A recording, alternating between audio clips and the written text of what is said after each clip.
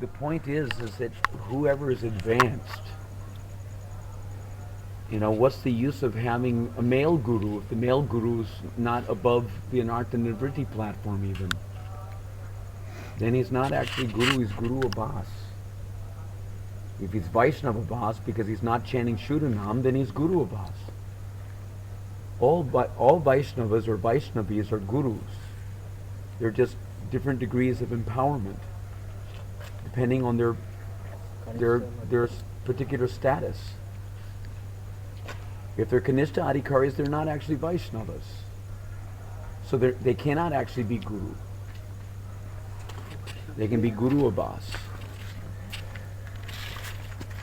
But if they're Madhyam Adhikaris chanting Shuddhanam, then they have certain right to act as guru, because they can give Shuddhanam.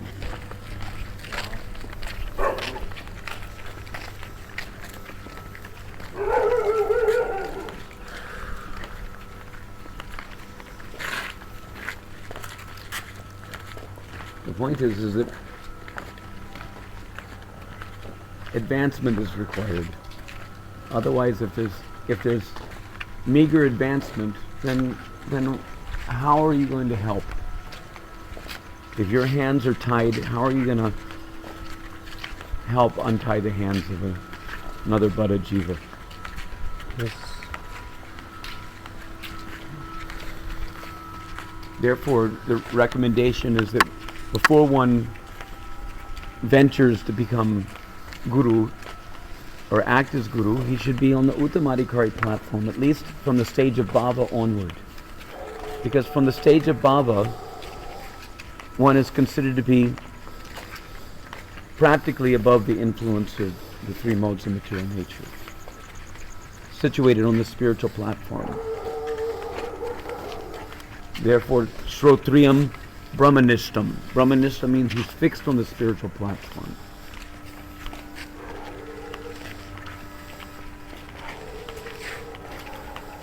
Should be a realized soul. If he's not realized or she's not realized, then why the guru business? For business purposes? So that we can get a piece of the cake?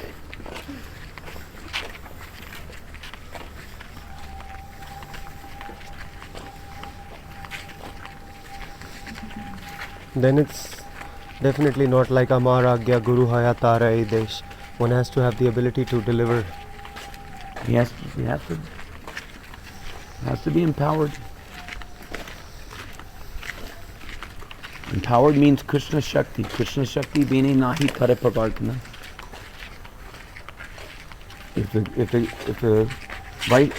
If he's not Vaishnava or Vaishnavi, and that empowerment is lacking, there may be, some display, but show bottle display is not the real substance. Actual substance should be there.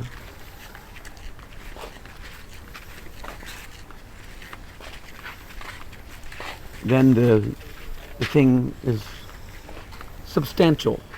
It has real effect. Otherwise, those who are Vaishnava Abbas, they can generate Shraddha Abbas in the persons that they preach to.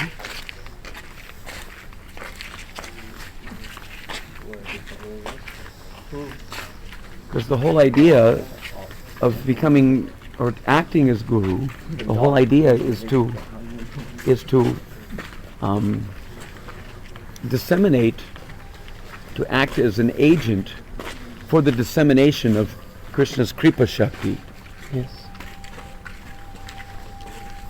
So according to Bhaktivinoda Thakur in his Chaitanya Shikshamrita, he says that the Kripa can be disseminated on three levels.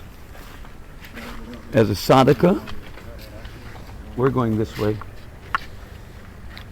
We'll go this way. Radhe Shyam.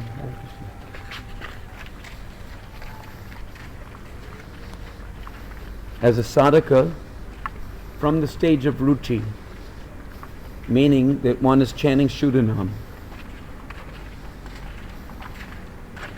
This goes along with the statement of Bhaktisiddhanta Saraswati, where he says that actually only the Mahabhagavat can have the fitness to bestow the pure name, which is identical with Nami, Krishna himself. And it goes along with the understanding given by Jiva Goswami, where he describes that there's 3 different types of Mahabhagavats. So there's Mahabhagavat with both feet in the spiritual world, extending his hand in the form of the Acharya Sarup to pull conditioned souls up to his platform, pull them out of the material world to the spiritual world. And then there's the Mahabhagavat who is a sadhan siddha, means he's attained the stage of sadhya, bhav or prema, and he's in the sadhak deha, but because he's attained perfection in the realization of his sthai bhava, he's considered to have 1 foot in the spiritual world and 1 foot in the material world. And then there's the Mahabhagavat who has both feet in the material world, but he has his eyes in the spiritual world. It means that he already knows what will be his perfection. It's just that he hasn't, in other words, he's still more or less a green mango, but he can understand that he's a mango, and in due course he'll be ripened. Yes. So that is like a sadhaka, meaning like the Raganuga sadhaka, who is practicing, contemplating his antaras chinta siddha deha, etc., from the stage of ruchi.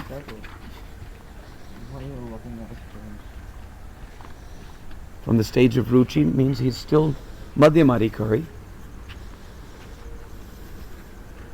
Of course, there's the statement in Bhakti Tattva Vivek by Bhaktivinoda Thakur that in the Rag Marg, those who were from the stage of ruchi, having ruchi for Raganuga sadhana practices, that they're considered to be also on the lower stages of the Uttamadikari platform.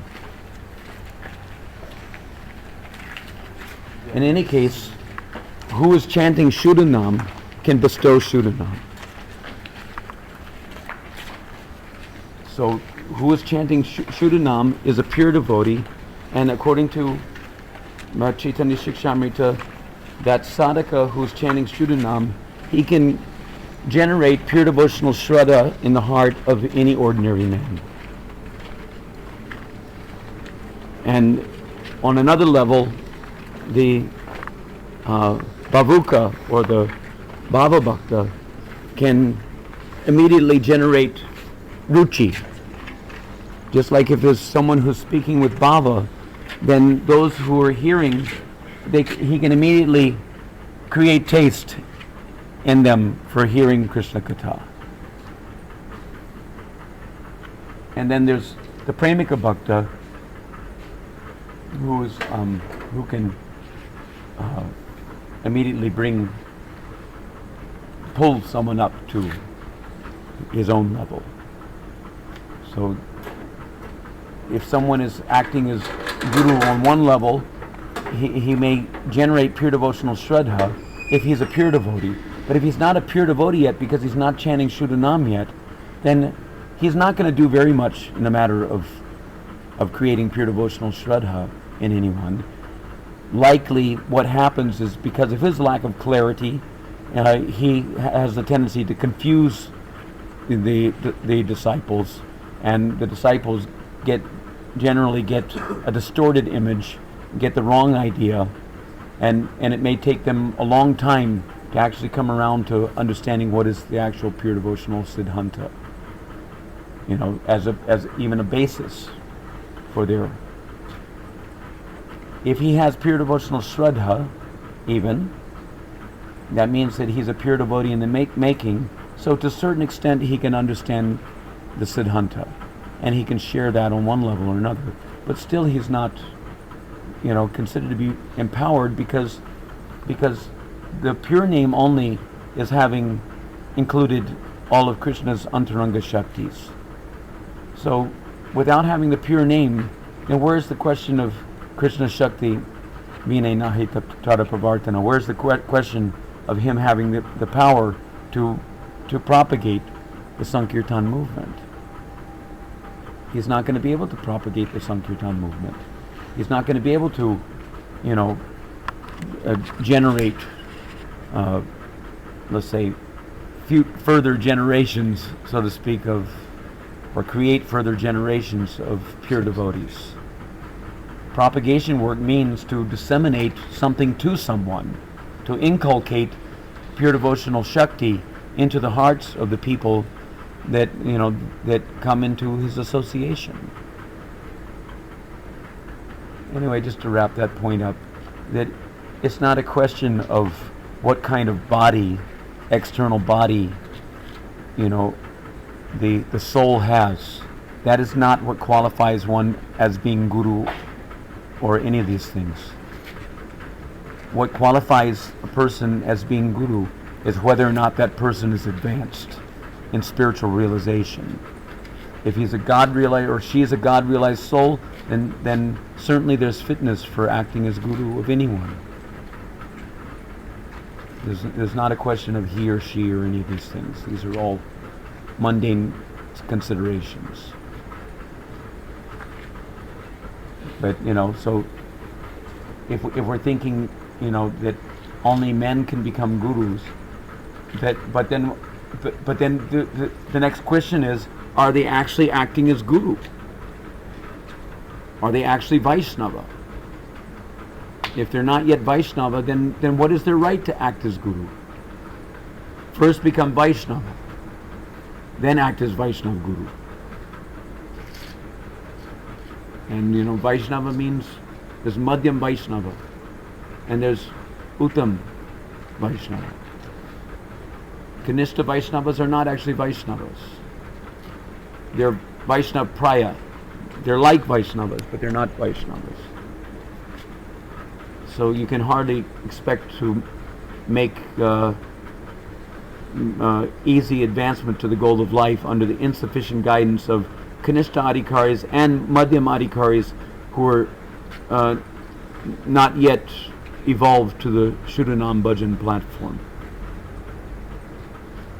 First chanting Shuddhanam, at the stage of Ruchi, and then, Asakti, Bhav, Prema, they have certain rights to act as guru. Others have no right to act as guru. In a real sense. A Kanishta Adhikari, Vaishnav in the making, has certainly more right to act as guru than a Mayavadi. If a Mayavadi is chanting the holy name, and there's a Kanishta Bhakta chanting the holy, chanting the semblance of Nam, the Mayavadi is also chanting semblance of Nam. One is chanting Pratibimba Namabhas, and the other is chanting Chaya Namabhas. Who is chanting Chaya Namabhas is certainly more qualified to act as guru than who is chanting Pratibimba Namabhas. But it doesn't mean that he's actually qualified in a real way to act as guru. Who is chanting Shuddhanam is actually fit to bestow Shuddhanam to the disciple. And it doesn't matter who's chanting Shuddhanam. If a Vaishnavi is chanting Shuddhanam, then she's far more qualified and advanced than a so-called Vaishnava, a Bhakta Praya who's not chanting Shuddhanam. So it's a question of what level of empowerment, and based on what degree of realization, and what level or what degree of revelation has been achieved by an individual. Does that make sense to you?